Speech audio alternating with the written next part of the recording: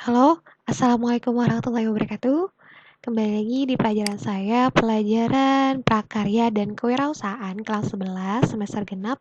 Kita masuk ke materi 3 yaitu tentang strategi promosi bagian yang kedua. Setelah kemarin, minggu sebelumnya saya jelaskan bagian yang pertama atau part yang pertama. Oke, kita lanjut. Sebelumnya, kamu jangan lupa, seperti biasa, komen di Google Classroom, tuliskan nama lengkap, kemudian tulis hadir, ya, untuk menunjukkan kalau kamu hadir. Dan isinya jangan lewat dari jam saya, oke? Tulis nama lengkap, misalnya Firke Kaiswara, kemudian kamu tulis hadir, ya. Nah, kompetensi dasarnya masih sama, yaitu menganalisis strategi promosi produk makanan internasional, kemudian kamu melakukan promosi produk usaha makanan internasional. Tujuan pembelajarannya untuk apa? Yang pertama, mengumpulkan data atau informasi untuk menjawab pertanyaan dan memperkuat pemahaman tentang promosi produk. Kemudian selanjutnya, memasarkan produk usaha pengolahan makanan internasional melalui berbagai strategi promosi. Kemudian kamu bisa menganalisis dan menyimpulkan informasi atau data serta menghubungkannya. Dan yang terakhir, menyajikan hasil analisis dan simpulan tentang promosi produk dalam berbagai bentuk media lisan atau tulisan. Oke, nanti hari ini kita masuk ke menyajikan hasil analisis dan simpulan tentang promosi produk dalam berbagai bentuk media lisan atau tulisan. Nanti kamu coba mempromosikannya dalam bentuk media, ya, media apapun. Oke, lingkup materi yang akan kita bahas hari ini kita masuk ke bagian part yang kedua. Kemarin sudah bersambung, ini part pertama, kemudian ini part 1 dan nanti saya akan jelaskan yang bagian part keduanya. Kemudian strategi promosi, selanjutnya macam-macam media promosi, bagian yang kedua. Kemungkinan hari ini hanya sampai sini saja, sumber daya dalam berwirausahanya ini tidak akan saya bahas, ya. Sebentar. Nah, jadi kita sampai macam-macam media promosi saja. Karena di bagian lingkup materi semester ini itu sampai hanya macam-macam media promosi saja. Oke, kita lanjut. Tahapan merencanakan promosi.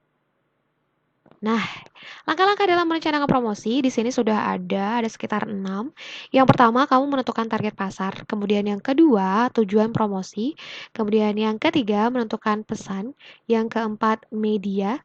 Kemudian yang kelima, membuat anggaran. Dan yang terakhir, pengukuran efektivitas promosi. Kita coba lanjut.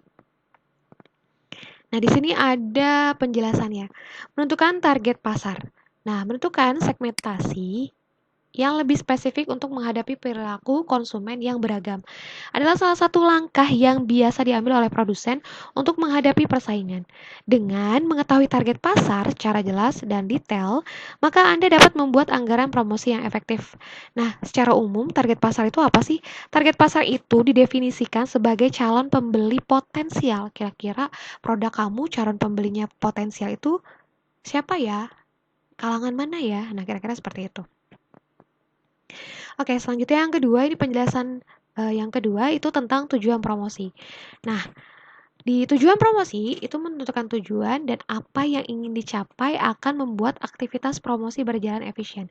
Kira-kira kamu tujuannya itu mau apa? Apakah tujuan promosi tersebut untuk membangun brand awareness, mendongkrak penjualan, atau meluncurkan produk baru?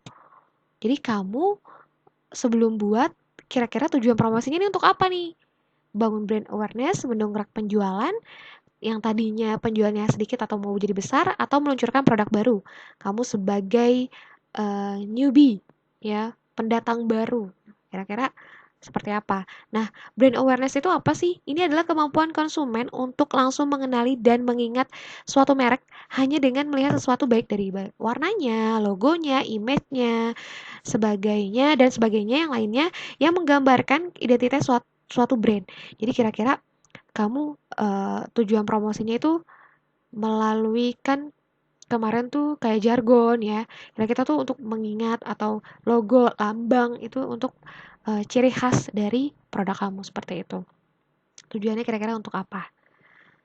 Kemudian menentukan pesan. Nah, sebagai pengusaha, Anda harus mampu membangun komunikasi dua arah dengan konsumen Anda. Untuk itu, Anda harus menentukan pesan apa yang ingin disampaikan untuk mendukung kegiatan promosi. Gunakan bahasa yang mudah dipahami oleh target market Anda serta membuat pesan yang menarik, rasional, dan informatif. Menentukan pesan maksudnya kira-kira kalau kamu di spanduk ya atau di sosial media, kata-kata promosinya itu kira-kira untuk apa? Menarikkah, rasionalkah, informatifkah? Nah, gunakan bahasa yang mudah dipahami atau ketika di TV, televisi, kamu membuat iklannya itu seperti apa? Seperti itu. Ya, untuk mendukung kegiatan promosi tersebut. Oke, saya lanjut. Selanjutnya media. Nah, pilihlah media yang sesuai dengan target pasar kamu. Misalnya, kayak sekarang nih ya. Kalau sekarang kamu target pasarnya itu anak muda, berarti kamu pilih sosial media. Atau kalau seandainya kamu target pasarnya orang-orang yang eh, pengguna gaptek atau orang-orang yang sudah tua, kira-kira yang efektif itu medianya seperti apa? Media cetak kah? Atau baliho? Atau dan yang lainnya sebagainya. Atau kalau seandainya kamu bisa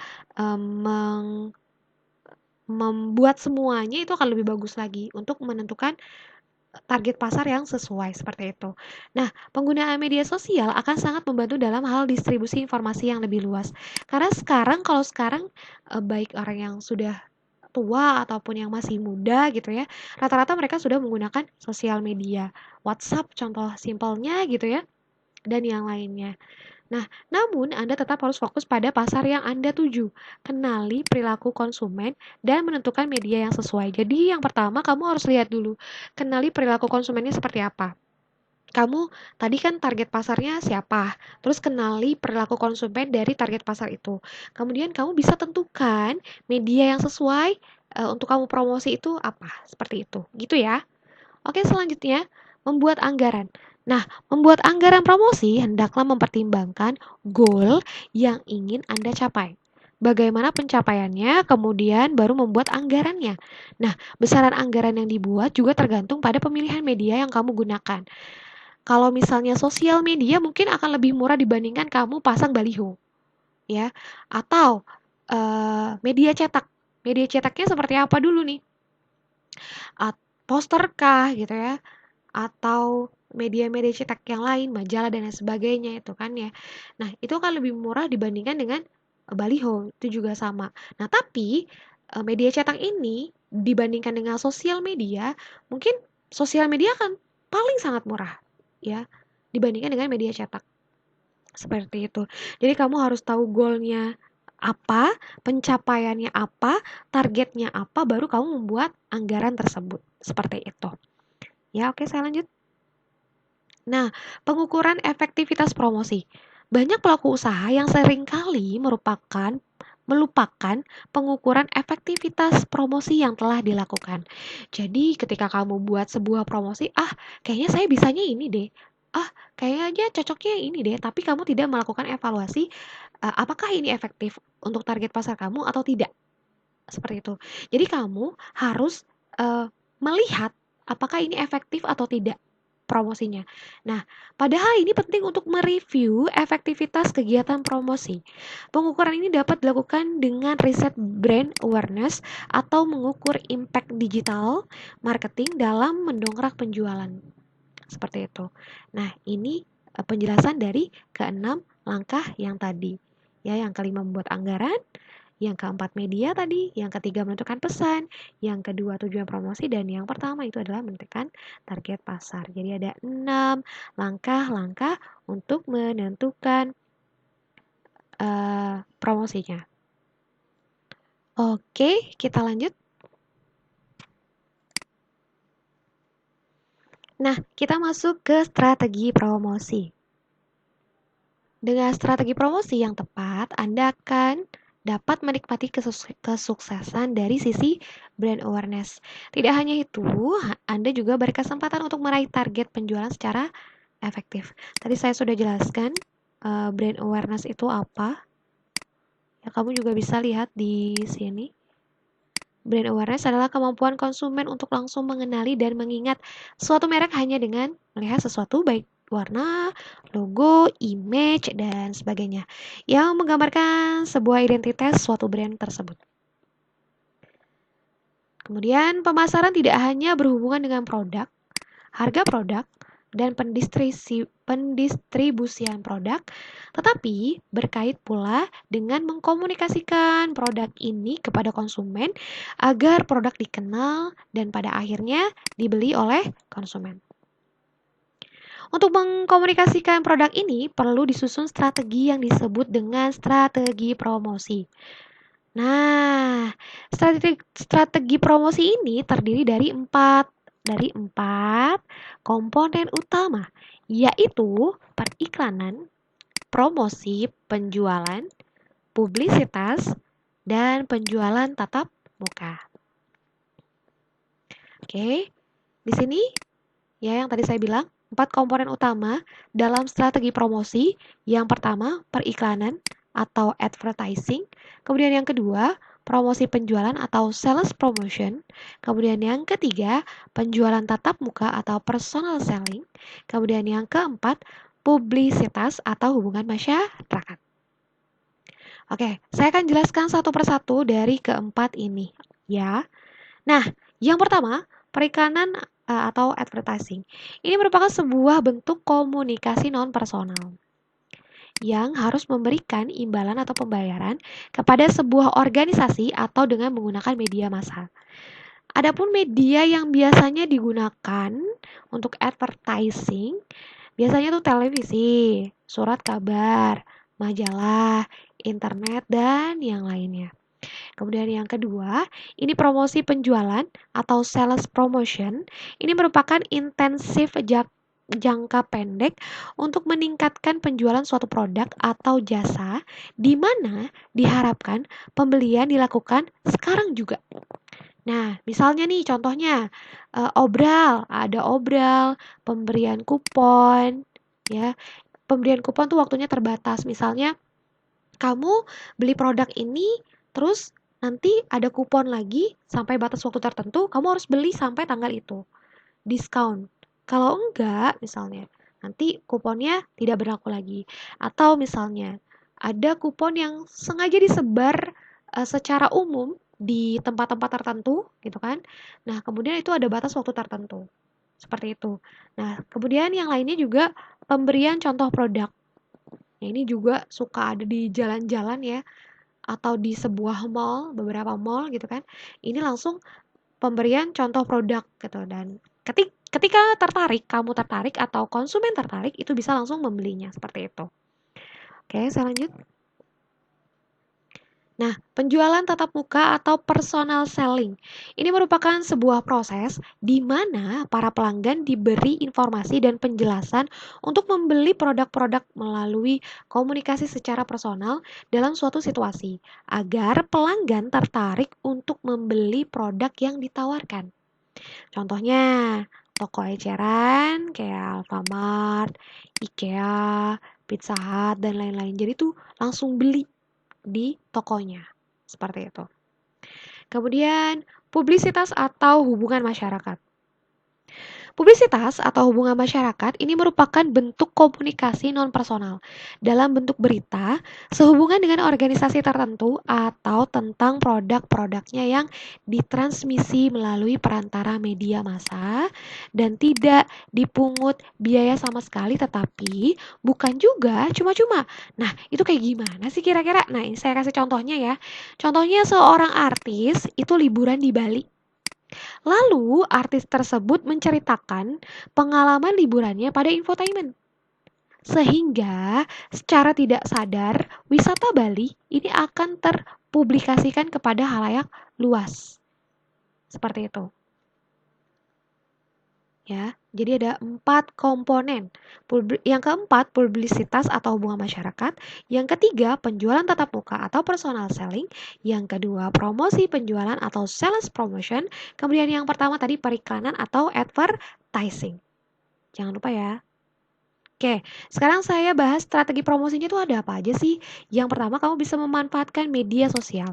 Yang kedua, kamu bisa mensponsori sebuah acara. Yang ketiga, kamu bisa bagi-bagi produk. Ini hampir sebagian besar saya sudah jelaskan tadi yang 4 komponen tadi ya. Ini bagian-bagiannya aja. Kemudian melakukan pendataan pelanggan atau target market. Selanjutnya yang kelima, beri intensif untuk setiap rekomendasi. Kemudian yang keenam, tempatkan produk pada tempatnya. Kemudian yang ketujuh, selenggarakan kegiatan amal atau CSR, Corporate Social Responsibility. Ini biasanya setiap perusahaan itu ada programnya, program kegiatan sosial, ya. Kemudian yang kedelapan, pergunakan barang promosi. Ini juga saya coba jelaskan. Ini ada 8 yang tadi saya coba jelaskan ini apa. Nah, yang pertama memanfaatkan media sosial. Dengan teknik yang tepat, maka pendekatan Anda harus menjadi lebih personal sehingga lebih dekat dengan target marketnya. Nah, sekarang di era digital sekarang ini persaingan bisnis semakin ketat sehingga hubungan baik dengan pelanggan akan menjadi nilai plus dan menguntungkan. Seperti itu. Kemudian yang kedua, mensponsori acara. Dengan menampilkan logo Anda pada kontes atau acara tersebut, maka brand Anda akan dikenal oleh para peserta ataupun penonton. Seperti itu. Di film kah, di sebuah acara kah, pokoknya acara-acara TV dan acara-acara sosial lain dan yang lain sebagainya itu kan banyak ya sponsor acara pensi gitu ya kalau misalnya kamu ada pentas seni. Nah, itu secara tidak langsung tujuannya untuk itu. Selanjutnya, bagi-bagi produk. Nah, jika brand Anda sedang ingin memperkenalkan suatu atau varian baru, maka salah satu strategi promosi yang sesuai untuk digunakan adalah dengan memberikan produk kepada target market. Pembagian produk bisa diberikan secara gratis dalam bentuk sampel atau tester. Yang keempat, melakukan pendataan pelanggan atau target market. Nah, ketika proses perkenalan produk ataupun penjualan berlangsung, pastikan Anda mendapat data pelanggan sesuai dengan kebutuhan Anda. Ini kamu sebagai yang punya perusahaan ya. Nah, data tersebut akan berguna untuk strategi promosi maupun rencana berikutnya. Data tersebut bisa digunakan dalam pembentukan strategi pemasaran, mulai dari segi bahasa, teknik, dan jenis produk yang akan ditawarkan. Kemudian yang kelima, ini beri intensif untuk setiap rekomendasi. Maksudnya apa? Ini word of a mouth adalah salah satu tipe pemasaran yang terbukti sangat efektif. Ahli menyatakan bahwa 91% konsumen cenderung akan membeli produk hasil rekomendasi teman. Kalau sekarang banyak tuh endorse-endorse ya. Ini seperti ini gitu ya. Untuk mendukung teknik pemasaran secara word of mouth, beri intensif ke pelanggan yang memberikan rekomendasi kepada calon pelanggan lainnya untuk memakai produk Anda. Intensif juga dapat diberikan dalam bentuk berbeda, misalnya kupon diskon, uang tunai, atau bahkan produk. Dengan cara itu, pelanggan Anda akan terus menggunakan dan semakin bersemangat untuk merekomendasikan produk Anda. Kemudian yang keenam, tempatkan produk pada tempatnya. Nah, selain pemasaran yang tepat, penempatan produk yang baik juga penting. Anda bisa memindahkan produk Anda untuk ditaruh di antara dua jenis produk yang komplementer dari jenis produk Anda. Misalnya nih, contohnya, kamu menjual baterai, maka akan sangat mengundang pembeli jika diletakkan bersebelahan dengan produk elektronik. Jangan sampai kamu jual produk baterai tapi kamu posisikan dengan produk makanan misalnya. Jadi tidak sesuai. Jadi tempatkan produk pada tempatnya, seperti itu. Oke, saya lanjut. Kemudian yang ketujuh, selenggarakan kegiatan amal atau CSR, Corporate Social Responsibility. Nah, salah satu hal yang memicu pelanggan untuk membeli produk adalah jika mereka berpikir telah melakukan keputusan pembelian yang tepat. Salah satu strategi promosi yang memanfaatkan psikologi tersebut adalah dengan menunjukkan kepedulian brand atau produk Anda terhadap isu-isu di masyarakat yang biasa ditunjukkan melalui kegiatan CSR. Misalnya nih, dengan memakai bahan baku ramah lingkungan atau melakukan penggalangan dana yang akan didonasikan ke sebuah komunitas atau organisasi sosial seperti itu. Ya, kemudian yang kedelapan, mempergunakan barang promosi. Nah, Anda atau kamu bisa berpromosi dengan membagikan barang seperti kaos, kalender, dan merchandise lain yang terdapat logo brand kamu. Jadi ketika barang promosi tersebut dipakai oleh seseorang, maka orang di sekitarnya akan teringat dan tertarik menggunakan produk dari brand kamu. Nah, ini adalah salah satu strategi promosi juga yang sangat populer dilakukan. Seperti itu jadinya. Ya, oke. Sekarang kita masuk ke macam-macam media promosi. Media promosi itu ada 4 macam, ya. Ada media cetak, ada media elektronik, ada media internet atau online, kemudian ada iklan outdoor, ya. Nah, media cetak yang termasuk media cetak itu ada apa aja sih? Ada poster, banner, flyer, brosur, kalender, katalog, kartu nama, t-shirt. Kemudian yang termasuk ke media elektronik itu ada apa? Ada radio dan televisi. Kemudian yang termasuk ke media internet atau online itu apa? Sosial media. Selanjutnya yang masuk ke iklan outdoor itu ada apa aja? Ada billboard, baliho, dan neon box. Seperti itu.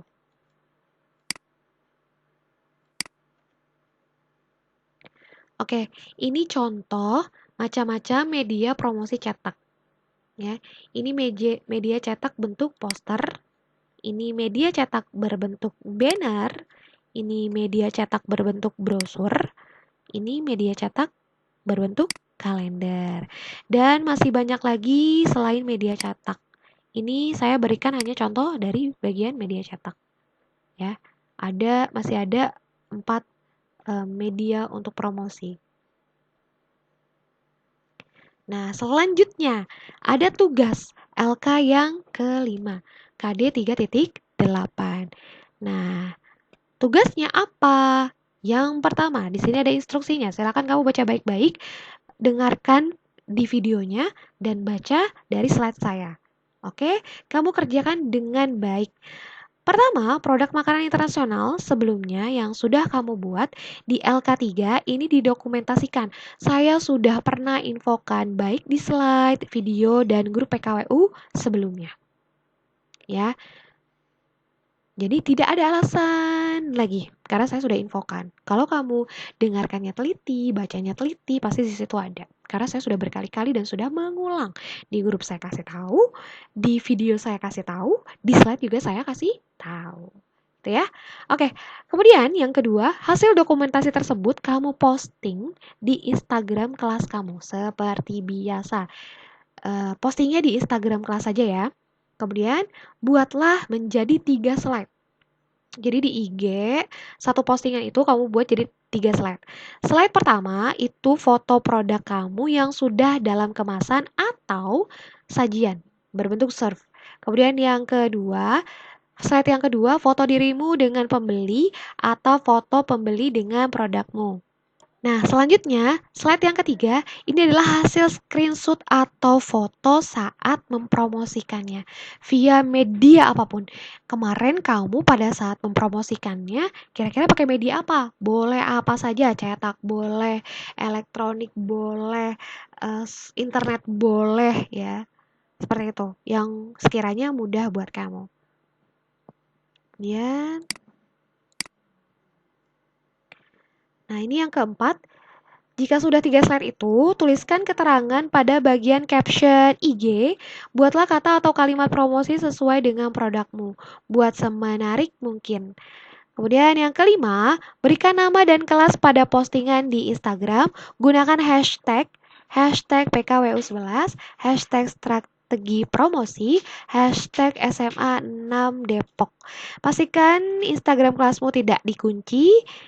Ya, tidak dikunci. Jika sudah, taruh link tersebut dan jangan lupa klik turn in atau serahkan pada Google Classroom. Jika ada kesulitan, silakan bertanya ke Bu Iki. Nah, ini contoh dari layoutnya dan captionnya. Kamu ini ya, maksudnya sebentar. Oke, saya lanjut. Ini udah saya revisi sedikit. Jadi contoh gambar atau caption. Jadi kira-kira seperti ini ya. Slide pertama, ini produk, kemasan, atau serve. Kalau kemasan kira-kira seperti ini. Yang sederhana aja juga boleh. Kalau serve atau sajian juga boleh seperti ini gitu ya. Ditaruh di mangkok, di piring, plating, dihias-hias di yang bagus gitu ya. Ini slide pertama, produk kemasan atau serve. Kemudian di slide yang bagian kedua, ini foto kamu dengan pembeli atau foto pembeli dengan produk kamu. Jadi misalnya seperti ini nih, contohnya nih ya, ini hanya contoh aja. Ini contoh slide pertama, ini contoh slide yang kedua. Selanjutnya, di slide yang ketiga itu promosi dengan media. Jadi kamu kira-kira promosinya dengan media apa aja, terus kamu foto juga atau kamu screenshot silakan. Nah ini contohnya, ini pakai Instagram, ini seperti ini, Mujigai Resto. Di sini ada kata-katanya, kira-kira kata-kata yang menarik itu seperti apa. Nah kemudian kalau sudah di bagian captionnya ya di Instagram kelas kamu, kamu tulis caption yang menarik seperti ini kira-kira. Ya, ini kata-katanya boleh bebas apa saja tapi yang menarik. Kemudian jangan lupa tulis nama kelas berapa, misalnya Firki Eka Iswara kelas 11 IPA 2. Terus kamu tuliskan di sini pakai hashtag biar saya gampang nge-search-nya pada saat dicarinya. PKWU 11, strategi promosi SMA Negeri 6 Depok. Seperti itu ya. Kira-kira seperti ini contohnya. Ini tadi slide pertama, ini slide kedua, kemudian ini slide ketiga, dan ini adalah captionnya. Ya, oke. Quotes of the day, kualitas dirimu bisa dilihat dari bagaimana dirimu bisa menyelesaikan semua amanahmu dengan baik. Jadi silakan selesaikan tugas kamu dengan baik. Belajar, ikuti peraturan sekolah, seperti itu. Ya, mudah-mudahan bisa bermanfaat hari ini. Kalau ada tugas yang bingung, kalau ada soal atau materi juga yang bingung, silakan boleh bertanya ke saya. Tanya di WhatsApp grup PKWU boleh, email boleh, ataupun langsung japri saya juga boleh. Ya, sekian dari saya, kurang lebihnya mohon maaf. Wassalamualaikum warahmatullahi wabarakatuh. Jangan lupa tugasnya sama pelajari lagi materinya.